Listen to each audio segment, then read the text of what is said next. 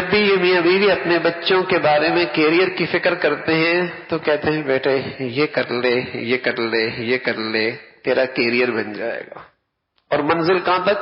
60-70 سال کی زندگی بن جائے گی۔ یہ کیریئر اگر کافر کا ہے تو سمجھ میں آتا ہے، اس لیے کہ ان کے ہاں اس کے بعد کی زندگی کوئی نہیں۔ ہندو کا ہے تو سمجھ میں آتا ہے ان کی اس کے بعد زندگی کوئی نہیں۔ سکھ کا ہے تو سمجھ میں آتا ہے کہ اس کے بعد ان کی زندگی کوئی نہیں۔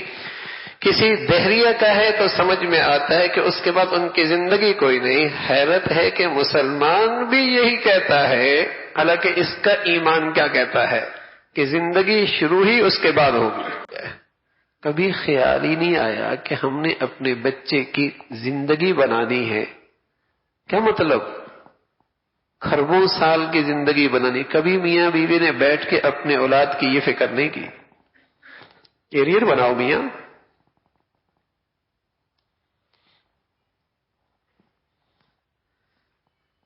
وہی بیٹا اگر اسے یونیورسٹی میں ڈگری نہ ملے، ناکام ہو جائے، سر پکڑ کے بیٹھ جاتے ہیں، بچے کا کیریئر خراب ہو گیا۔ وہی بیٹا بالغ بھی ہو گیا، بیٹی بڑی بھی ہو گئی، نہ حیا کا جوہر اس کے پاس باقی رہا، نہ اس کی زندگی میں نماز رہی، نہ اس کی زندگی میں شباب اور پاک دامنی محفوظ ہوئی۔ احساس ہی کوئی نہیں کہ اس کا تو کیریئر تباہ ہو گیا۔ کوئی رویا ماں، کوئی روئی ماں، کوئی رویا باپ کہ میرے بیٹے کا کیریئر تباہ ہو گیا، فجر نہیں پڑتا،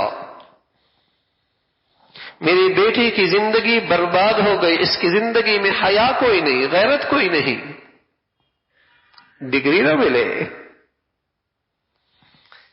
کفر کے علم نے اتنا اثر کیا ہے دل و دماغ پہ، اتنا اثر کیا ہے کہ مسلمانوں کے ہاں بھی اب زندگی کی انتہا 60-70 سال۔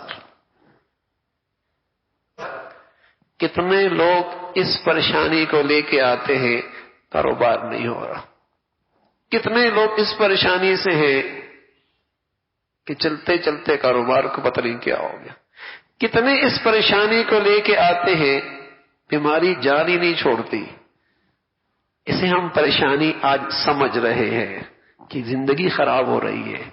کوئی نہیں پریشانی سمجھتا، بیٹا نماز نہیں پڑھتا، بیٹی نماز نہیں پڑھتی، بہنیں حیا کی چادر نہیں اوڑھتی، میرے گھر میں موسیقیوں کی آوازیں اٹھ رہی ہیں، لقمہ حرام ہمارے گھروں میں استعمال ہو رہا ہے، اس پر کوئی بے چینی کوئی نہیں، کیونکہ اسے اپنے فیوچر کے لیے خطرہ نہیں سمجھتے، اسے اپنی زندگی کے لیے خطرہ نہیں سمجھتے۔ اگر خطرہ سمجھتے سر پکڑ کے رونے لگتے۔